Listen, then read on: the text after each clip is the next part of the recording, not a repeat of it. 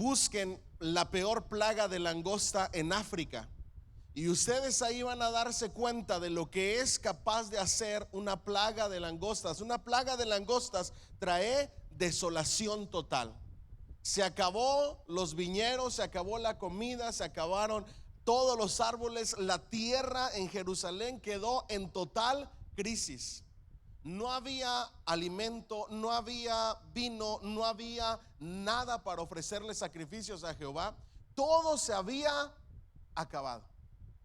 Ahora, la característica de las langostas, dice el libro de Proverbios, que las langostas vuelan y son como ejército, que vuelan en escuadrillas o escuadrones, como lo quieran llamar. Y cuando Joel dice en el versículo que dice que lo que quedó del saltón comió el revoltón, lo que quedó de la oruga comió el saltón, y lo que quedó del saltón comió el revoltón, y la langosta comió lo que del revoltón había quedado. No son insectos diferentes. ¿Me siguen hasta aquí? Son las etapas por medio de las cuales las langostas arrasan con todo. Vienen desde el aire, arrasan con las hojas, arrasan con las ramas, arrasan con los tallos, hasta que no queda absolutamente nada. No son 4 insectos diferentes.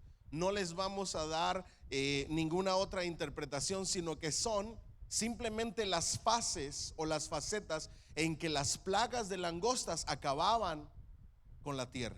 ¿Vamos bien hasta ahí? Número 2, cuando hablamos de esta manera de acabar y traer crisis a la tierra, podemos ver un paralelismo en el libro del Apocalipsis. En el libro del Apocalipsis se nos habla de 4 jinetes. Diga conmigo, 4 caballos. ¿Se recuerdan los 4 caballos del Apocalipsis? Cada uno trae una plaga, cada uno trae un mal. Cuando nosotros vemos esta manera en que el profeta interpreta la desolación de la tierra en Jerusalén, como nunca había visto, y estamos hablando de una plaga literal. Esto está sucediendo. La mayoría de estudiosos no creen que fue un juicio de Dios, sino una advertencia. Ya conmigo, una advertencia. Y el profeta utiliza esta imagen de desolación para decir que así será el día del Señor. Y lo que vemos en el día del Señor en el Apocalipsis, similar a lo que el profeta está diciendo, lo vemos con los 4 caballos del Apocalipsis. Y bien podemos hacer un paralelismo del versículo 4 de la oruga, el saltón, el revoltón y la langosta. Podemos hacer muy bien un paralelismo con los 4 caballos del Apocalipsis. ¿Me siguen hasta ahí? Entonces, ¿por qué el profeta le dice a los borrachitos, a los borrachos, que lloren y que giman? En el versículo 5 dice: despertad borrachos y llorad, gemid todos los que bebéis vino a causa del mosto, porque es quitado de vuestra boca. Es muy interesante el versículo 5. ¿Y saben por qué? Porque el pecado de Jerusalén en ese momento en que escribe el profeta Joel no era como muchos piensan, la idolatría. Para ese entonces el problema de Israel o de Jerusalén no era la idolatría. Diga conmigo, era la borrachera, era la bebida. El pecado más grande por lo cual el Señor trae advertencia y permite esta plaga natural de langostas era por los borrachos. Hoy en día nosotros tenemos un problema similar con los borrachos.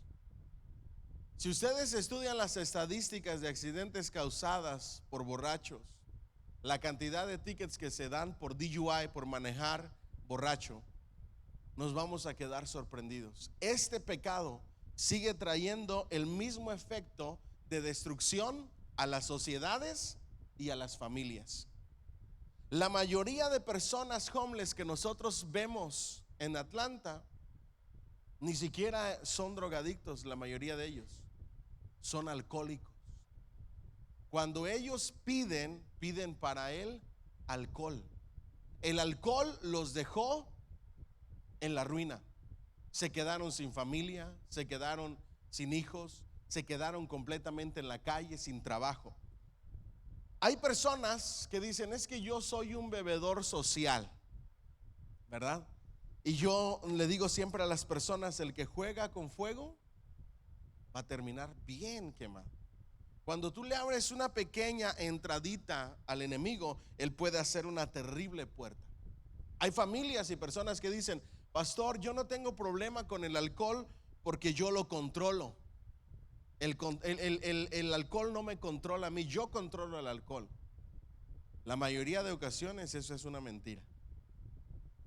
Ahora, lo que las familias de hoy en día en nuestra sociedad no piensan es que quizá no te haga mucho daño a ti el alcohol, la borrachera, pero tú no sabes si uno de tus hijos, tus hijas, quienes están siguiendo tu ejemplo, mirando tu ejemplo, el enemigo los enganche y terminen como alcohólicos.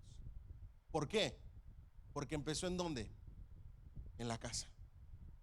¿Quién llevaba la cerveza a la casa? Papá y mamá. ¿Quién llevaba el licor a la casa? Papá y mamá. ¿Quién llevaba el vino a la casa? Papá y mamá. Y cuando papá y mamá no están, ¿qué hacen los hijos cuando ya están grandecitos y empiezan en esa edad de curiosidad? ¿Ah? Lo prueban. Acuérdenme cuando salgamos del aire que les cuente lo que estoy planeando hacer y en la etapa de preguntas y respuestas ustedes me dicen qué opinan. Pero nuestros hijos van a llegar a una edad de los 12, 13, 14 años en adelante en donde van a tener mucha curiosidad de tratar muchas cosas. Y casi les aseguro que lo van a tratar con nuestro consentimiento o sin nuestro consentimiento. Y muchos de nosotros ya estamos en esa etapa y en esa edad. Y mientras yo oro y le pido a Dios qué es lo que voy a hacer, se me vino algo a la mente, y a ver ustedes qué opinan de cómo pudiéramos hacer para cuidar y proteger a nuestros hijos de lo que la sociedad hoy en día ofrece. ¿Me siguen hasta aquí? Cuando hablamos del alcohol, a algunos les parece insignificante. Una no es ni una, ¿verdad? 2 es la mitad de una. 3 apenas es una. Y como una no es ni una, pues volvemos a arrancar hasta que terminan borrachos, ¿verdad? El problema es que para una persona que no está acostumbrada a una cerveza, con una cerveza ya se marea. Con una sola cerveza. ¿Me estoy explicando? El asunto es que Jerusalén, los pobladores, los ancianos, la gente de Jerusalén tenía un pecado terrible y eran borrachos. Y Dios permite esta plaga de langostas para que acabe con absolutamente todo. ¿Me siguen hasta aquí?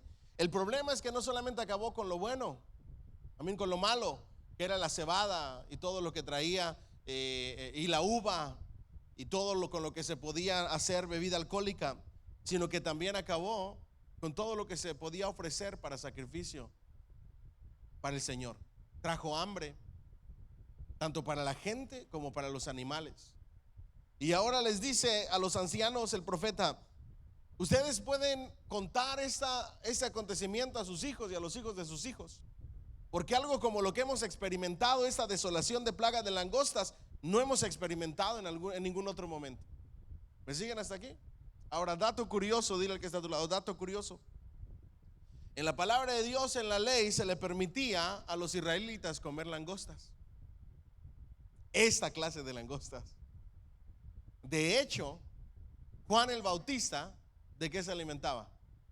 De langostas. Pero no crea que langostas del mar, ¿ok? Porque hay mucha confusión. Sí, unos lobsters en el grill bien ricos. No, de esta clase de langostas. Pero no de las langostas que nosotros conocemos. Por eso les pido que vayan al internet y busquen langostas en las tierras bíblicas, plagas de langostas en tierras bíblicas, plagas de langostas en África, para que tengan una idea de cuál era el alimento que Dios permitía en la ley y cuál era el alimento que comía Juan el Bautista. Cuando llegaba una plaga como estas, arrasaba con todo. De hecho, vemos como una plaga de langostas en el libro de Apocalipsis.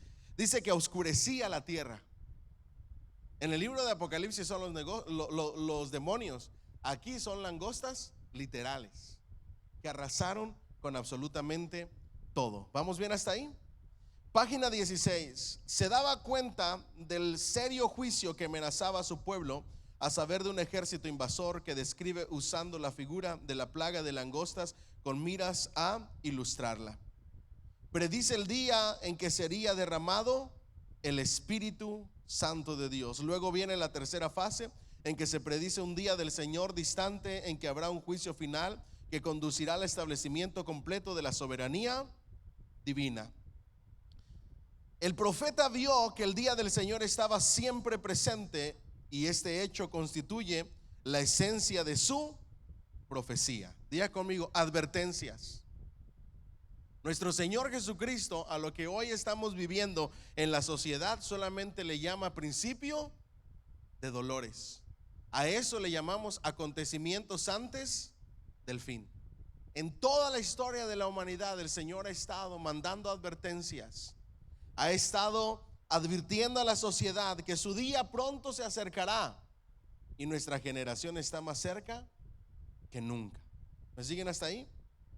Sean las que sean las señales de los tiempos, o las defecciones del pueblo, o los peligros que los amenazaba, Jehová está todavía en su trono, y se le ve presidiendo con paciencia sobre todos los procesos por los que pasa su pueblo, poniendo a contribución todas las fuerzas de la naturaleza, las langostas, las fuerzas humanas, el ejército vecino, y finalmente afirmándose él mismo en una victoria absoluta y definitiva.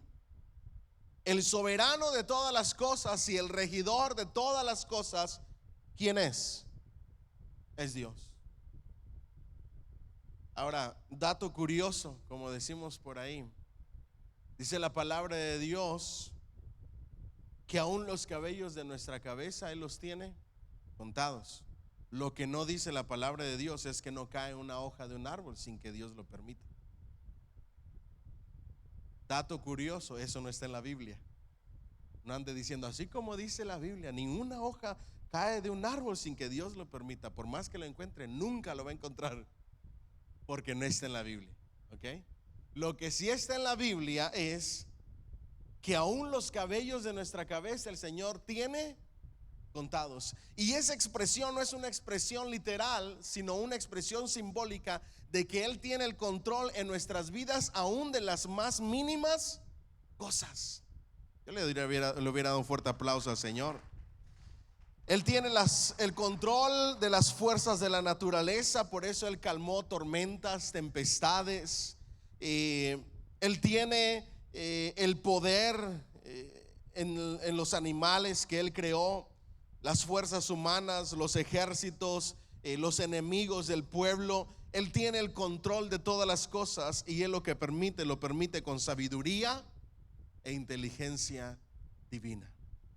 Por eso le animo a que nunca se queje, nunca nos quejemos cuando estemos experimentando o pasando algo, porque Dios tiene un buen porqué y algo quiere enseñarnos, algo quiere hacer y trabajar en nuestras vidas. ¿Me dicen amén?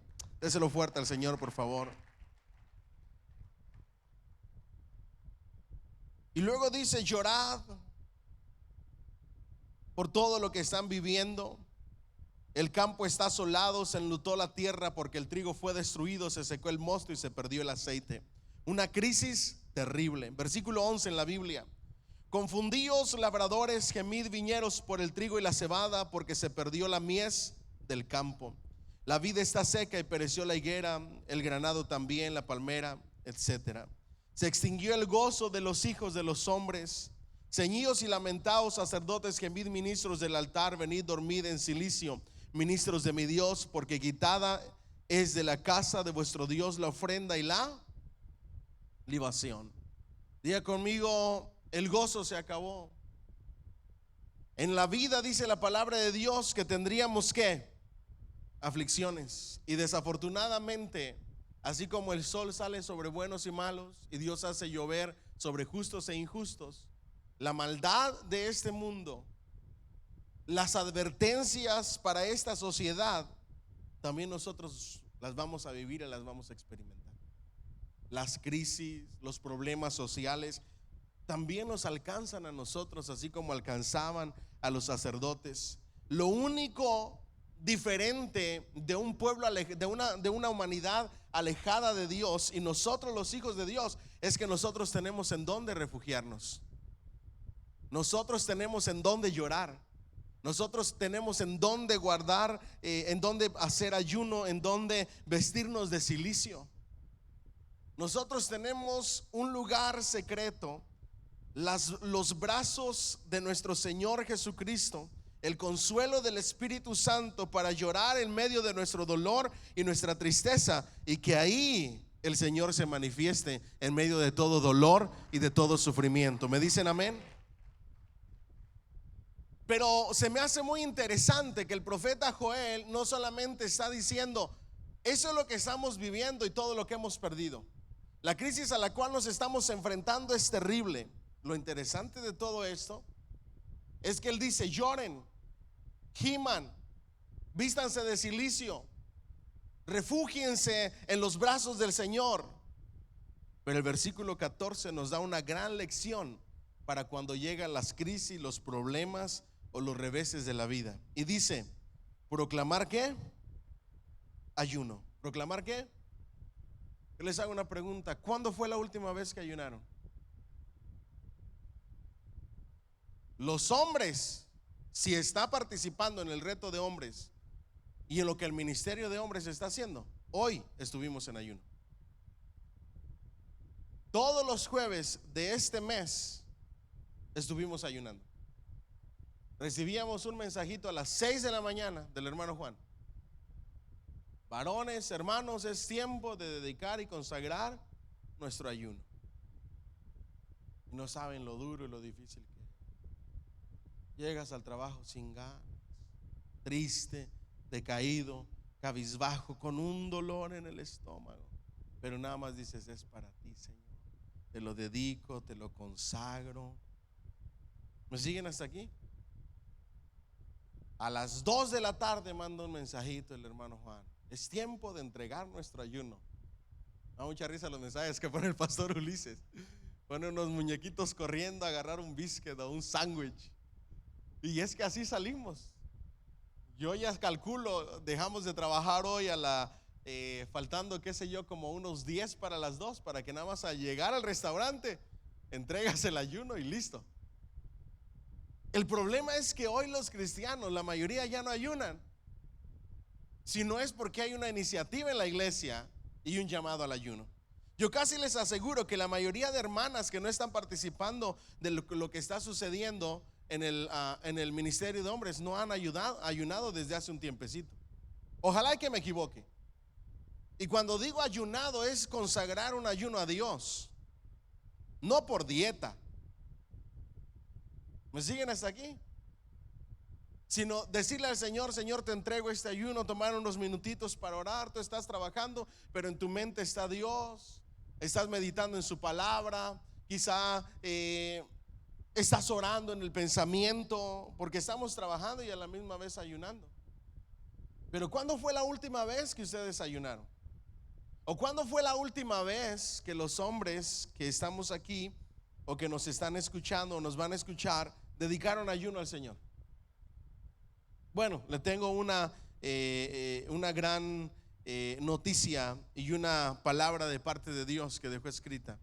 Cuando las cosas se ponen color de hormiga, cuando se acabó todo, cuando el enemigo arrasó con todo, cuando hay crisis, cuando se fue el gozo, cuando se fue la alegría, cuando no tenemos nada, cuando quedamos derribados, Dios nos puede levantar.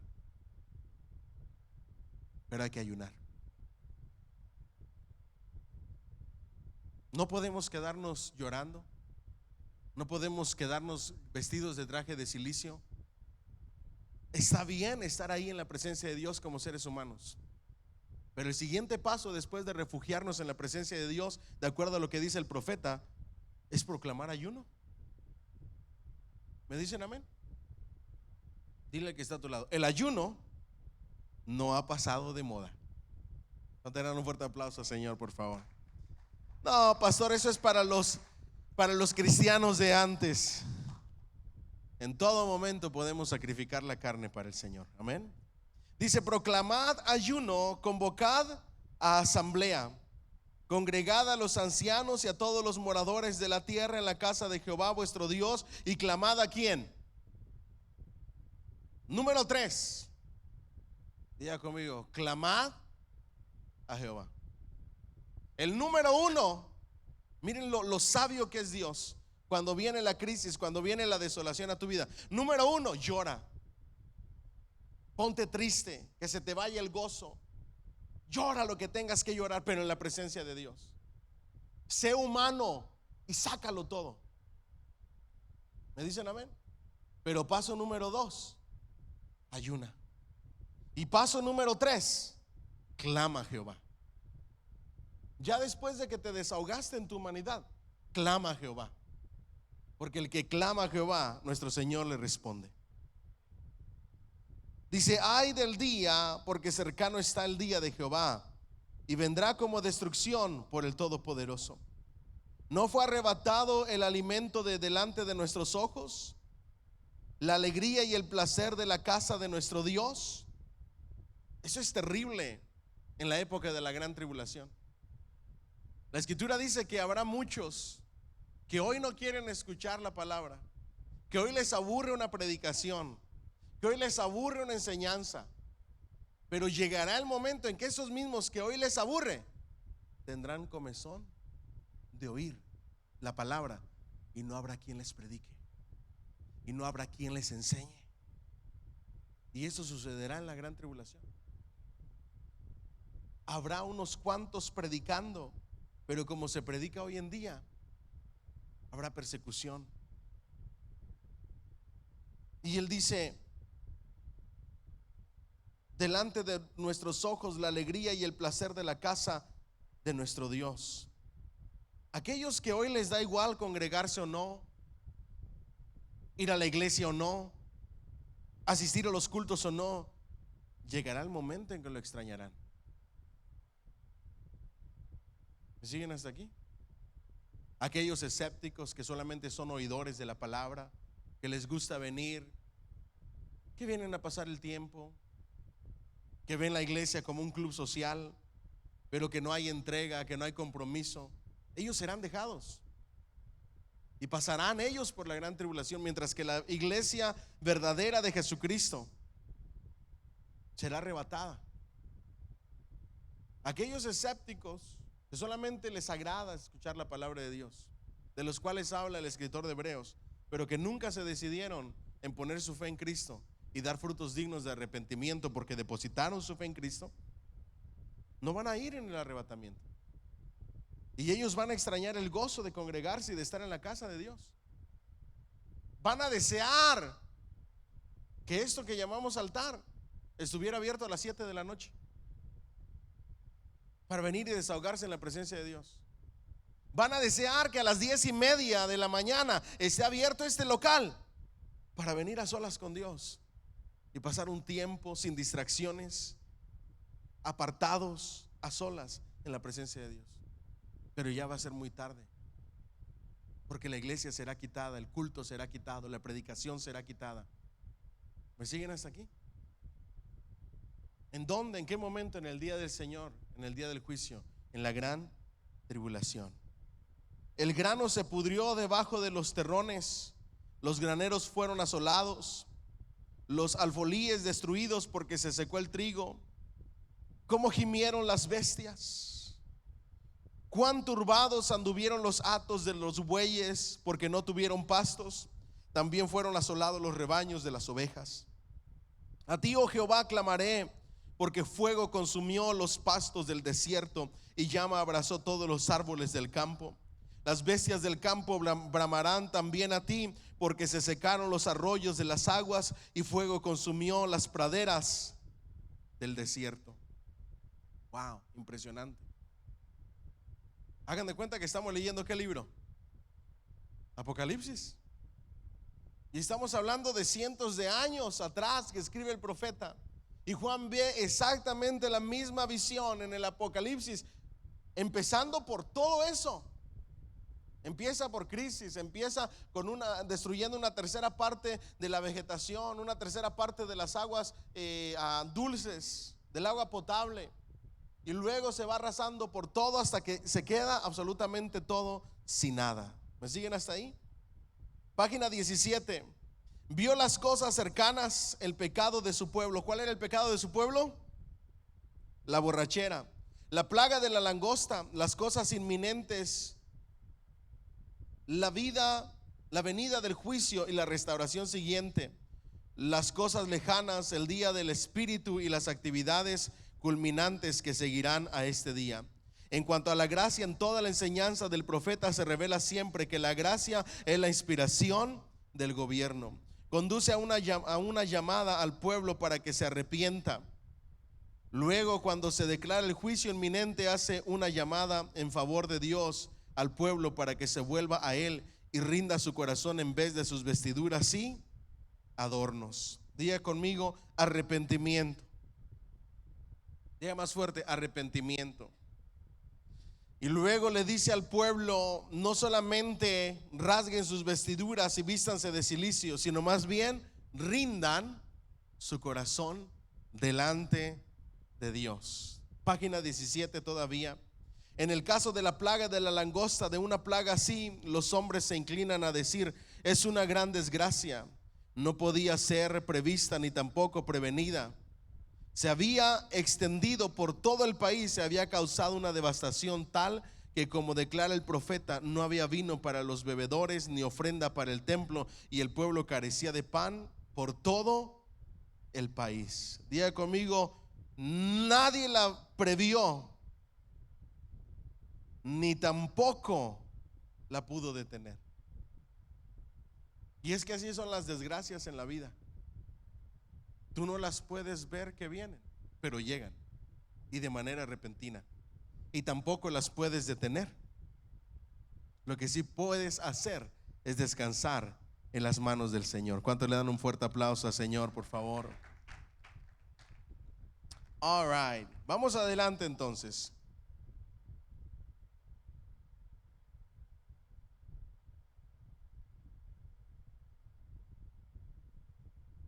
Página 18. La llamada al arrepentimiento en la primera aplicación en el caso de la plaga de las langostas presupone la gracia paciente del corazón divino. En su consideración de la invasión inminente hace una declaración. Y ahí vamos a ir al capítulo 2. ¿Estamos listos? Joel 2 en la Biblia. Dice: tocad trompeta en Sión y dad alarma en mi santo monte. Tiemblen todos los moradores de la tierra, porque viene el día de Jehová, porque está ¿qué? Cercano. Día de tinieblas y de oscuridad, día de nube y de sombra, como sobre los montes se extiende el alba, así vendrá un pueblo grande y fuerte semejante a él. No lo hubo jamás, ni después de él lo habrá en años de muchas generaciones. Delante de él consumirá fuego, tras él abrazará llama. Como el huerto de Edén será la tierra delante de él, y detrás de él como desierto asolado, ni tampoco habrá quien de él escape. Su aspecto como aspecto de caballos, y como gente de a caballo correrán. Como estruendo de carros saltarán sobre las cumbres de los montes, como sonido de llama de fuego que consume hojarascas. Como pueblo fuerte dispuesto para la batalla, delante de él temerán los pueblos, se pondrán pálidos todos los semblantes. Como valientes correrán, como hombres de guerra subirán al muro. Cada cual marchará por su camino y no torcerá su rumbo. Ninguno estrechará a su compañero, cuando cada uno irá por su carrera, y aun cayendo sobre la espada no se herirán. Irán por la ciudad, correrán por el muro, subirán por las casas, entrarán por las ventanas a manera de ladrones. Delante de él temblará la tierra y se estremecerán los cielos, y el sol y la luna se oscurecerán, y las estrellas retraerán su resplandor. Y Jehová dará su orden delante de su ejército, porque muy grande es su campamento. Fuerte es el que ejecuta su orden, porque grande es el día de Jehová y muy terrible. ¿Quién podrá soportarlo? Wow. Diga conmigo: y pensar que eso es lo que viene. Lo que acabamos de ver, mucha parte de esta profecía se repite en el libro de Apocalipsis. Página 18 de nuestros libros. Vemos Joel 12:12 al 13. Por eso pues ahora dice Jehová, convertíos a mí con todo vuestro corazón. ¿Qué dice? Por eso pues ahora dice, versículo 12, Jehová, convertíos a mí de todo vuestro, ¿qué? Diga conmigo, de todo vuestro corazón. Porque dice la palabra de Dios, este pueblo de labios me honra, pero su corazón está lejos de mí. Él dice, convertíos, acérquense a mí, pero con todo vuestro corazón. ¿Con qué más? Con ayuno, ¿con qué más? Con lloro y lamento. Ya conmigo, ayuno, lloro y lamento. Alguien dijo que para que de verdad clames y gimas al Señor y de verdad le entregues tu corazón completo al Señor en una situación que estás viviendo, esa situación tiene que doler. Si no hay lágrimas, no hay dolor. Y si no hay lágrimas, no hay clamor. No puedes gemir, como dice aquí el profeta. No hay lloro, no hay lamento. Cuando hay lloro, cuando hay lamento, cuando hay desesperación, es porque duele. Y cuanto más duele, más clamas al Señor con todo tu corazón. Y cuanto más clamas al Señor con todo tu corazón, con lloro y lamento, con ruego y súplica, más el Señor escucha tu clamor y tu oración, porque sale de lo más profundo del corazón. ¿Alguien dice amén? A veces es necesario que llores por tus hijos para que de verdad levantes un clamor como se debe por ellos. A veces es necesario que llores de dolor por alguna cosa por la cual estás pasando, para que de verdad levantes un ruego y una súplica delante de Dios con todo tu corazón. Porque cuando no duele, cuando no hay lágrimas, piensas que tú lo puedes resolver por tu propia cuenta. Pero cuando duele y cuando hay llanto, ¿sabes cómo se le llama eso? Explotar. Darte cuenta que tú ya no puedes más. Te quebras, te quebrantas, te rompes. Y en muchas ocasiones eso es lo que Dios necesita ver para comenzar a obrar en tu vida. Cuando de verdad se lo entregues todo a Dios. Cuando llegue el momento en que hay lloro, lágrimas y lamento, vas a conocer lo que es un verdadero clamor.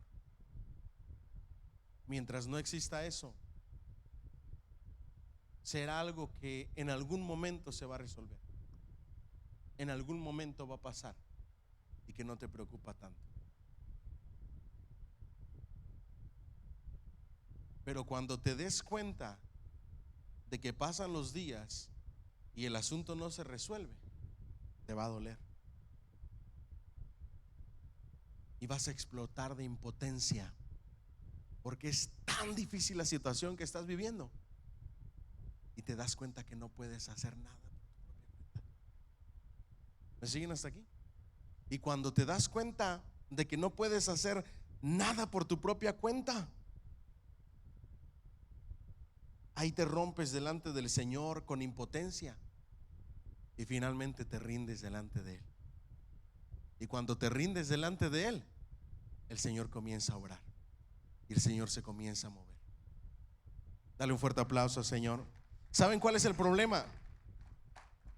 Que a veces esperamos tanto tiempo para rendirnos delante de nuestro Dios o rendir las situaciones delante de Dios, luchando por nuestras propias fuerzas. Y aquí el profeta está diciendo: así dice Jehová, convertíos a mí de todo vuestro corazón con ayuno y lloro y lamento.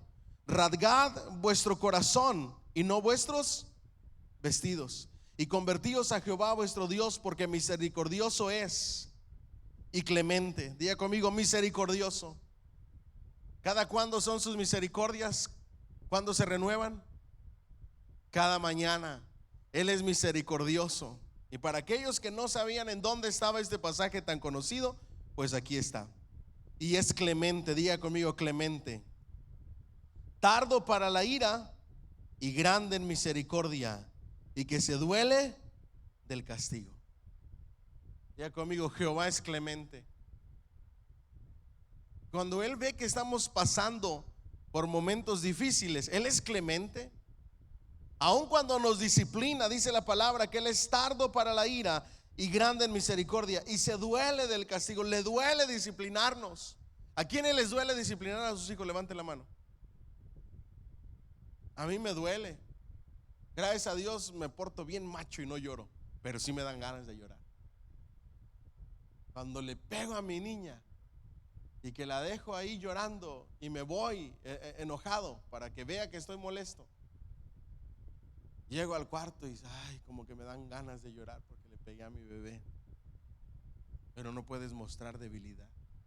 La disciplina es disciplina, y Dios a quien ama, ¿qué? Corrige.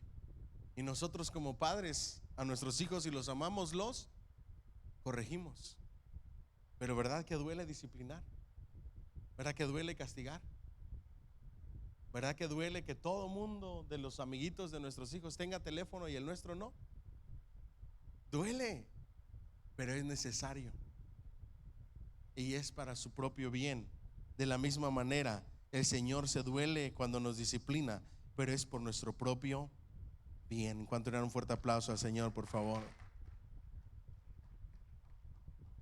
No pienses que Dios se ensaña de ti cuando viene la disciplina. No, Dios no se ensañó contigo. Te ama. Y Él a quien ama disciplina y corrige a aquel que toma por hijo. ¿Quién sabe si volverá y se arrepentirá y dejará bendición tras él? Esto es ofrenda y libación para Jehová vuestro Dios. Tocad trompeta en Sión, proclamad ayuno, convocad asamblea nuevamente. Reunid al pueblo, santificad la reunión, juntad a los ancianos, congregad a quienes. ¿Congregad a quienes, perdón? A los niños. Qué bonito es servir, es ver a nuestros niños servir a Dios, ¿verdad? Qué bonito es hablarles de la palabra, enseñarles la palabra de Dios, contarles historias bíblicas. Ahí nos habla de la importancia aún de los niños que estén cerca de Dios. Congregad a los niños y a los que maman. Salga de su cámara el novio de su tálamo, la novia entre el altar y el altar. Lloren los sacerdotes ministros de Jehová y digan: perdona, oh Jehová, a tu pueblo, y no entregues al oprobio tu heredad, para que las naciones se enseñoreen de ella, porque han de decir entre los pueblos: ¿dónde está su Dios? No era una canción que alguien inventó, es una canción sacada de la Biblia. ¿Okay? Para que digan, ay, como que yo he escuchado eso. Sí, es una canción, ¿verdad? Pero sacada de aquí. Y Jehová solícito por su tierra, ¿perdonará a quién? Diga conmigo: Dios perdona a su pueblo. Denle un fuerte aplauso al Señor, por favor. Dios perdona a su pueblo. Diga conmigo: no guardará su enojo para siempre, porque Él es un Dios perdonador. ¿Cuánto le dan más fuertes aplausos al Señor? Dios, nuestro Dios, es un Dios perdonador. Amén. All right, vamos adelante entonces. Él dice: vuélvanse a Él. Página 19. Nuevamente, siguiendo la voz de Joel, tenemos una revelación de un plan divino mirando al futuro, más allá de las circunstancias en medio de las cuales se está pronunciando sus mensajes, y más allá de las que tenían que seguir de modo inmediato y antes de la mañana de aquel día del juicio. Vio un periodo al que no pone fechas ni medidas, que está lleno de bendiciones, de gracias maravillosas, desde el juicio en medio del cual los hombres estaban viviendo, y desde el juicio inminente se promete un medio de liberación. Cuando introduce sus referencias a este periodo a que aludimos, usa las palabras: y después de esto derramaré ¿qué? Mi espíritu. Después de esto derramaré ¿qué? mi espíritu. ¿Nos quedamos en qué versículo? Versículo 19, ¿verdad? Responderá Jehová y dirá a su pueblo: he aquí yo os envío pan, mosto y aceite, y seréis saciados de ellos, y nunca más os pondré en oprobio entre las naciones. Y haré alejar de vosotros al del norte, y lo echaré en tierra seca y desierta, y su faz será el mar oriental y su fin el mar occidental, y exhalará su hedor y subirá su pudrición, porque hizo grandes cosas. Tierra, no temáis, alégrate y gózate, porque Jehová hará grandes cosas. Diga conmigo: Jehová hará grandes cosas. Animales del campo, no temáis, porque los pastos del desierto reverdecerán, porque los árboles llevarán su fruto, la higuera y la vid darán su fruto. Vosotros también, hijos de Sión, alegraos y gozaos en Jehová vuestro Dios, porque os ha dado la primera lluvia a su tiempo, y hará descender sobre vosotros lluvia temprana y lluvia tardía, como al principio. Recuerden que aquí está relatando tanto el juicio final como la vida milenial. ¿Me siguen hasta aquí? Nuestro Señor Jesucristo viene en un caballo blanco, montado a caballo blanco, y detrás de él viene un ejército. Ese ejército es la iglesia, que viene para reinar y gobernar a los sobrevivientes de la gran tribulación. Y esa época será una época de prosperidad, de bendición, una época milenial semejante a la del huerto del Edén, una época de mucha bendición. Ahora, a manera de dato curioso, diga conmigo: lluvia temprana y lluvia tardía. En las tierras bíblicas había dos clases de lluvias, no como los aguacerazos de Georgia, ¿ok? Que está el solazo y de repente un aguacerazo. No era así en las tierras bíblicas, en donde está escribiendo el profeta Joel en Jerusalén. Había una lluvia temprana y una lluvia tardía. De hecho, hay una canción que nosotros cantamos que decimos: manda lluvia temprana y tardía. Y yo no sé quiénes de ustedes entienden la letra de esa canción, o se han tomado el tiempo de investigar a qué se refiere la lluvia temprana y la lluvia tardía. ¿Me siguen hasta aquí? La lluvia temprana en las tierras bíblicas era como un rocío, diga conmigo, un rocío sobre toda la tierra. Y esa lluvia temprana, que era como un rocío que llenaba toda la tierra, lo que hacía es que ablandaba la tierra. Es como cuando nosotros nos levantamos en cierta época del año aquí en nuestro estado, y de repente tú sales y caminas por el pasto y todo está mojado. Sales de ese pasto lleno de agua. Algo similar a eso, un rocío que hacía y preparaba la tierra para la siembra, la suavizaba. Entonces esa lluvia temprana humedecía la tierra, la hacía suave y la preparaba para que viniera la siembra. Y la lluvia tardía era una lluvia que hacía crecer y germinar esa semilla de esa siembra.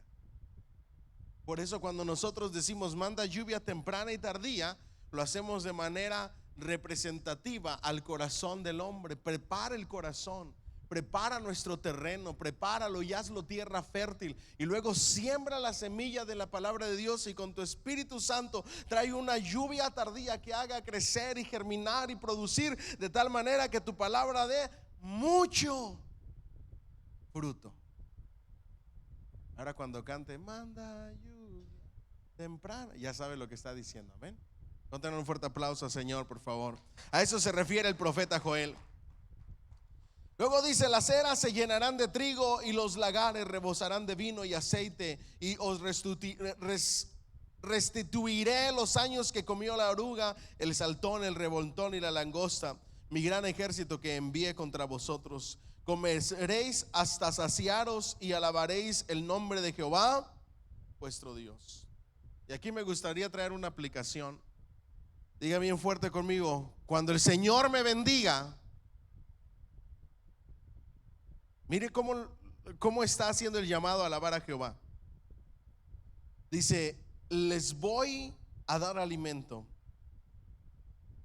comeréis hasta estar saciados. ¿Cuántos comieron hoy hasta saciarse?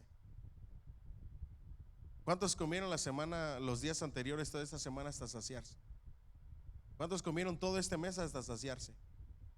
¿Cuántos han pasado hambre el último año? Sara era la que más comes. Nadie. Lo único que yo no veo es que cuando estamos en el culto de acción de gracias, todos ustedes que han comido hasta saciarse por bendición de Jehová, todavía nos falta alabar más a Dios, ¿no cree usted? Diga, ay Señor.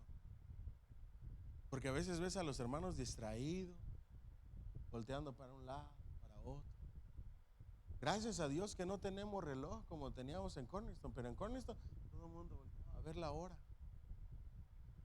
Otros en el teléfono en medio culto, texteando, en las redes sociales. Cuando tú eres saciado y comes hasta saciarte y Dios te provee todas las cosas, mira lo que dice el profeta: y alabaréis el nombre de Jehová vuestro Dios. ¿Qué tienes que hacer? Alabar el nombre de Jehová. Diga conmigo, alabar el nombre de Jehová. ¿A qué venimos el primer día de la semana? A alabar y glorificar a Jehová por todo lo que nos dio esta semana, porque nos sació, porque nos proveyó bendiciones, porque nos dio un techo, porque estando apenas a 92 grados llegamos a casita con aire acondicionado, bien fresco, con un ventilador. Eso nos debe de llevar a alabar a Jehová, a glorificarle, a exaltarle. Dile al que está a tu lado, deja la pena, deja la vergüenza y alaba a Jehová por todo lo que te ha dado y todo lo que ha hecho por ti. Alguien me dice amén. Luego dice: y alabaréis el nombre de Jehová vuestro Dios, el cual hizo maravillas con vosotros, y nunca jamás será mi pueblo avergonzado. Y conoceréis que en medio de Israel estoy yo, y que yo soy Jehová vuestro Dios, y no hay otro, y mi pueblo nunca más será avergonzado. Diga conmigo, los hijos de Dios nunca serán avergonzados. ¿Alguien dice amén? Nunca seremos avergonzados. Y le tengo una mejor noticia: como nuestro Dios, no hay otro. Puedes contar con Él y confiar en Él plenamente, 100%, sin duda alguna. Él es real. Y después de esto, derramaré mi espíritu sobre toda carne. ¿Dónde sucedió eso? En el libro de Hechos. El apóstol Pedro habla acerca de este pasaje del profeta Joel y dice: hoy delante de ustedes se ha cumplido lo escrito por el profeta Joel, cuando dice: y después de esto derramaré mi espíritu sobre toda carne, y profetizarán vuestros hijos y vuestras hijas, y vuestros ancianos soñarán sueños, y vuestros jóvenes verán visiones. Y también sobre los siervos y sobre las siervas derramaré mi espíritu en aquellos días. Y eso se estaba cumpliendo en el libro de Hechos. Profecías cumplidas. Nuestro Señor Jesucristo le dijo a sus discípulos: no vayan a ningún lado, no prediquen, no salgan hasta que reciban el Espíritu Santo. Porque cuando reciban el poder del Espíritu Santo me seréis testigos. Y de ahí en adelante el Espíritu Santo se derrama sobre cada uno de nosotros y nos llena y nos da dones espirituales. Dale más fuerte ese aplauso al Señor.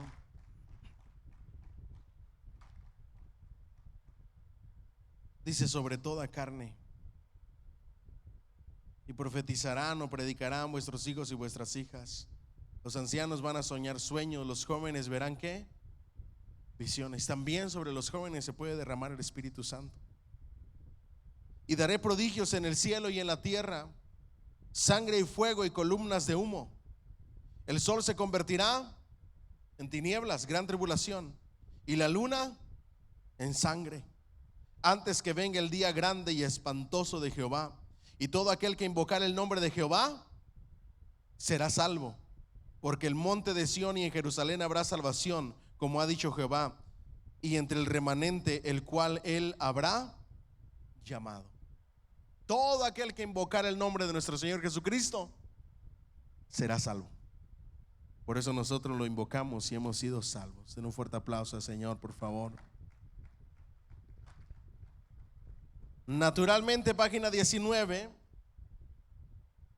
Conocemos bien el significado de esta notable declaración porque tenemos el Nuevo Testamento a mano y hallamos en ella la declaración del apóstol en el día de Pentecostés. Ese es el día del que habló el profeta Joel, Hechos 2, 17 al 21. Joel vio en perfil algo que no podía describir de modo perfecto y a pesar de ello lo hace de modo exacto. Su palabra después muestra que no podía precisar de modo exacto el punto en el curso de la historia. Sabemos que pasaron casi 5 siglos antes de que ocurriera lo que dice la profecía. ¿Cuántos años tuvieron que pasar para que se cumpliera lo que dijo el profeta Joel? ¿En años? 500 años. Y la profecía se cumplió al pie de la letra. Y todavía dudamos que esta es palabra de Dios. Lo que Él dice y lo que Él promete lo cumple, porque Él no es hombre para mentir, ni hijo de hombre para arrepentirse. ¿Alguien dice amén? Y dice, no solamente sobre ellos, sino también sobre los esclavos. Diga conmigo, sobre los esclavos. Ustedes saben que el cristianismo fue lo que finalmente logró acabar con la esclavitud. Históricamente fue eso. Ahora ya no eran esclavos y amos, ahora eran hermanos, hijos de Dios iguales. Y ese mensaje transformador del evangelio acabó con gran parte de la esclavitud. ¿Me siguen hasta aquí? Lo mejor de todo es que vemos en el libro de Hechos que el mismo apóstol se queda sorprendido porque el Espíritu Santo se estaba derramando sobre todo el mundo.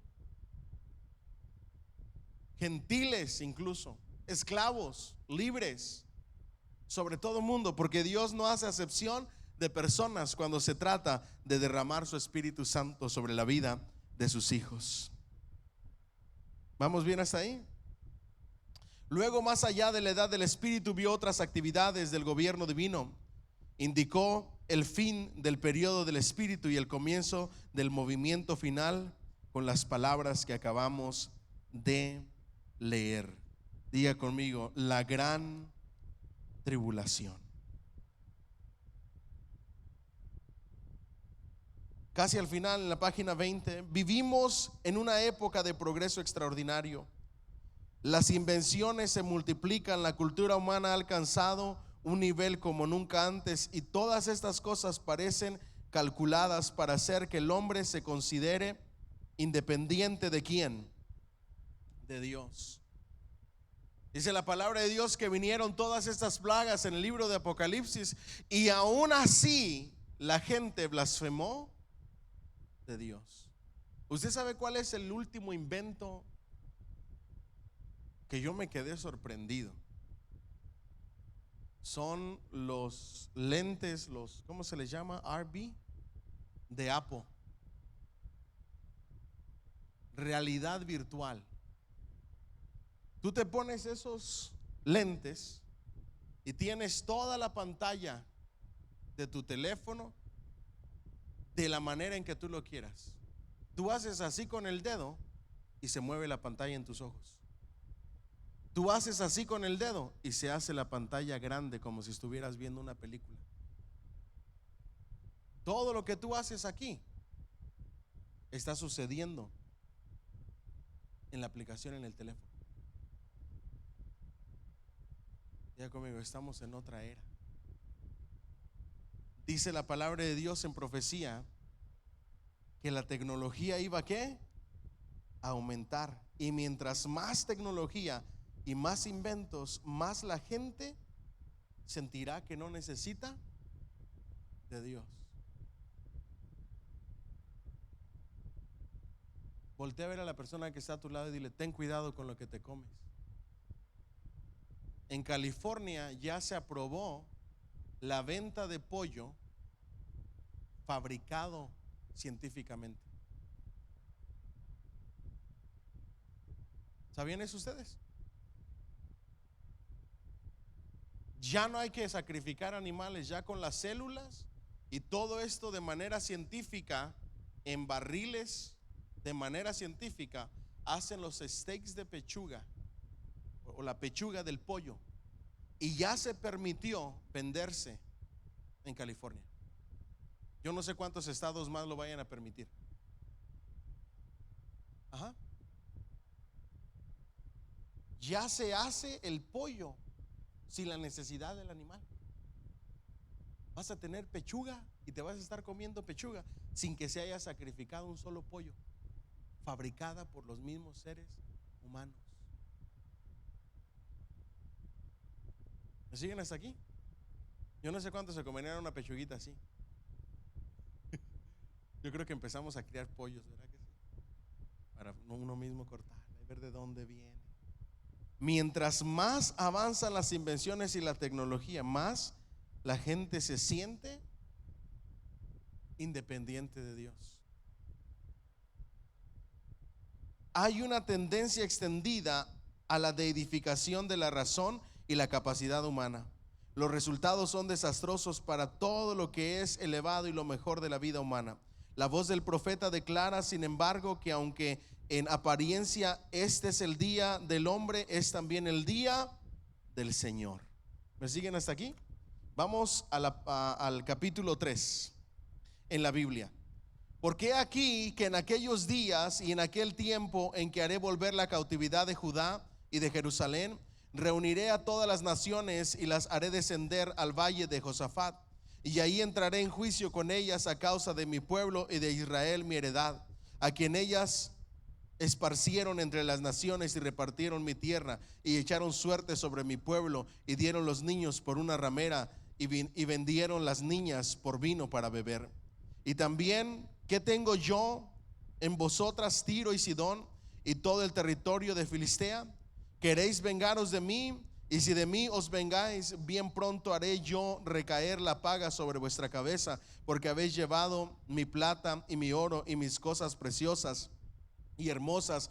Metisteis en vuestros templos y vendisteis en vuestros templos y vendisteis los hijos de Judá y los hijos de Jerusalén a los hijos de los griegos para alejarlos de su tierra. He aquí yo levantaré del lugar donde los vendisteis y os veré vuestra paga sobre vuestra cabeza, y venderé vuestros hijos y vuestras hijas a los hijos de Judá, y ellos los venderán a los sabuceos, nación lejana, porque Jehová ha hablado. Proclamad esto entre las naciones, proclamad guerra, despertad a los valientes, acérquense, vengan todos los hombres de guerra, forjad espadas de vuestros asadones, lanzas de vuestras hoces. Diga el débil, fuerte soy.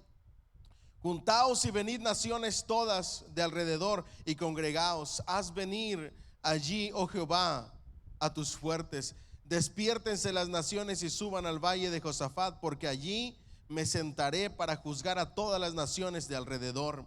Echad la hoz, porque la mies está ya madura. Venid, descender, porque el lagar está lleno. Rebosad las cubas, porque mucha es la maldad de ellos. Muchos pueblos en el valle de la decisión, porque cercano está el día de Jehová en el valle de la decisión. El sol y la luna se oscurecerán y las estrellas retraerán,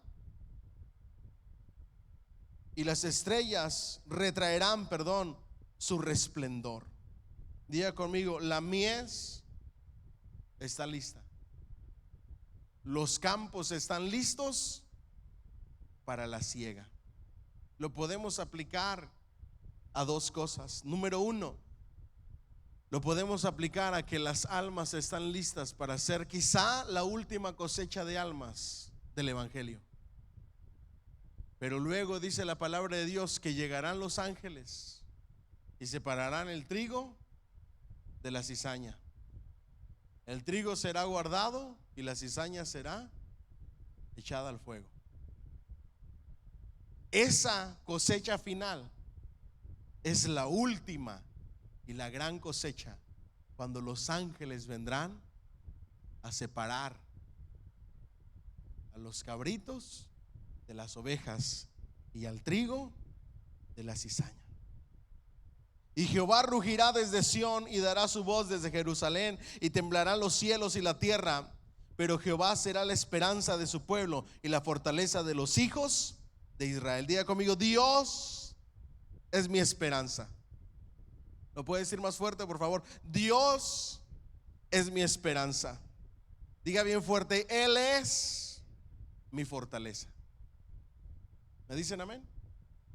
Si tú tienes a Dios como tu esperanza y tu fortaleza, no necesitas más. Y conoceréis que yo soy Jehová vuestro Dios, que habito en Sión, mi santo monte. Jerusalén será santa, y extraños no pasarán por ella, más por ella. Sucederá en aquel tiempo que los montes destilarán mosto y los collados fluirán leche, y por todos los arroyos de Judá correrán aguas, y saldrá una fuente de la casa de Jehová y regará el valle de Sittim. Egipto será destruido y Edom será vuelto en desierto asolado por la injuria hecha a los hijos de Judá, porque derramaron en su tierra sangre inocente. Pero Judá será habitada para siempre, y Jerusalén por generación y generación. Y limpiaré la sangre de los que no había limpiado, y Jehová morará en Sión. ¿En dónde reinará nuestro Señor Jesucristo en el milenio? ¿Cuál será la capital del mundo? Jerusalén. Y desde ahí regirá con vara de hierro a todas las naciones, con gran bendición y prosperidad. Vamos a tener un fuerte aplauso al Señor, por favor.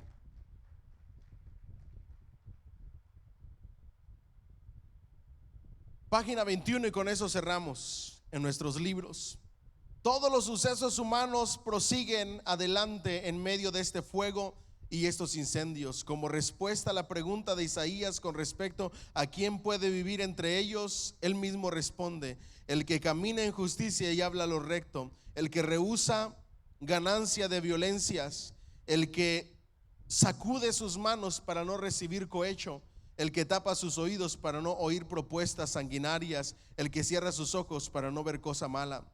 Sean las que sean las actividades humanas, no puede escapar el hecho de la presencia y actividad de Dios. Y a la larga, solo las cosas rectas son permanentes.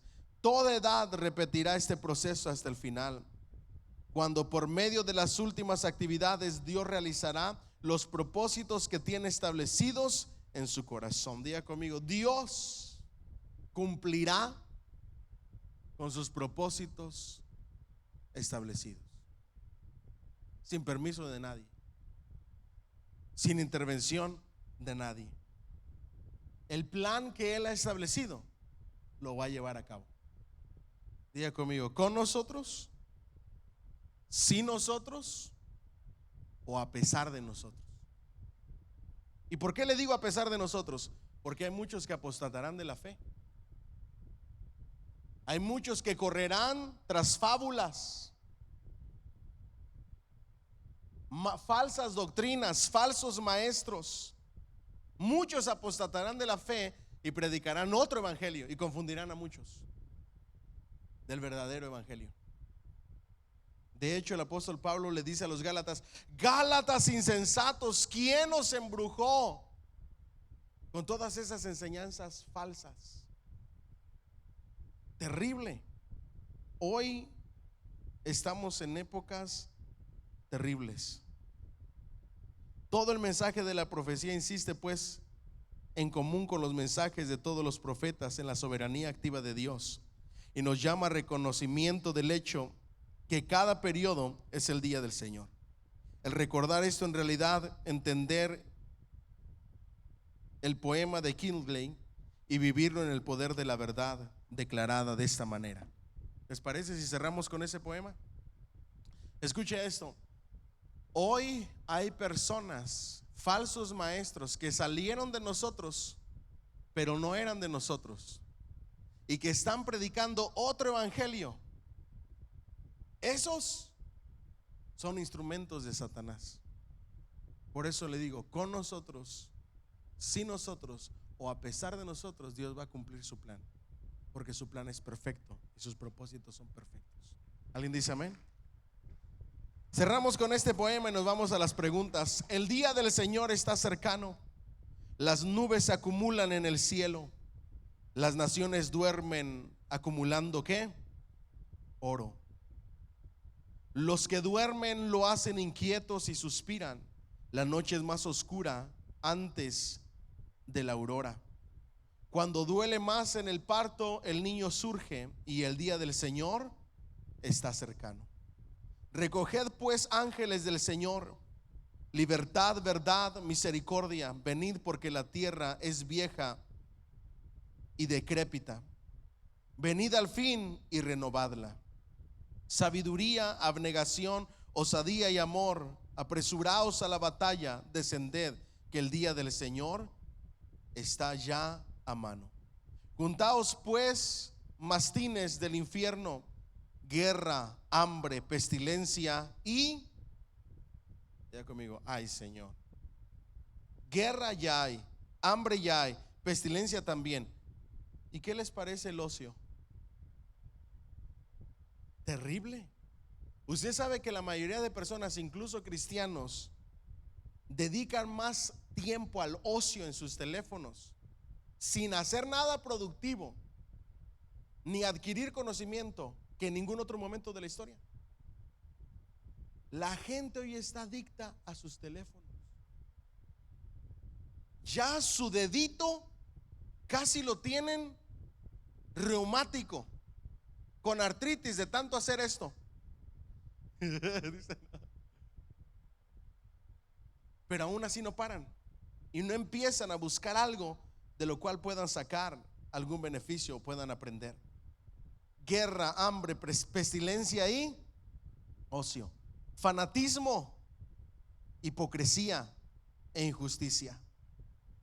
Juntaos y caed en la trampa, tú mercenario fanático y bribón.